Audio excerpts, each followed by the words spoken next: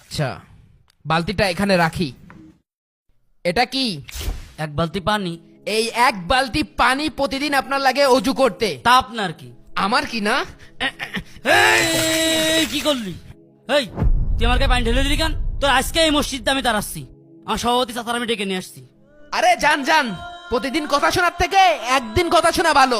ওর কত বড় সাহস, ও আমার গায়ে পানি ঢেলে দিল। আমি উজু করি বেশি দেরি করে না, তোর আজকে দেখছি। কিরে, তোর এই অবস্থা কেন? এই ভর দুপুরে কোথা থেকে গোসল করে আসলি? আমি আপনার কাছে যাচ্ছিলাম। কেন, কি হয়েছে? সেটা তো আমিও বুঝতে পারছি না। আরে তুই ভিজলি কি করে সেটা বল। মসজিদের ইমাম সাহেব আমি বেশিক্ষণ ধরে উজু করে বিলে আমার এক বালতি পানিতে ভিজিয়ে দিয়েছে। কি? আপনি এখনই এর একটা বিচার করবেন। ইমাম সাহেবের এত বড় সাহস? তুই আমার ভাসতে, তারপর ইমাম সাহেব তোর গায়ে পানি ঢেলে দিল? চল দেখছি। আসেন। প্রতিদিন ট্যাঙ্কি ট্যাঙ্কি পানি অপচয় করবে, আর সভাপতি সেক্রেটারি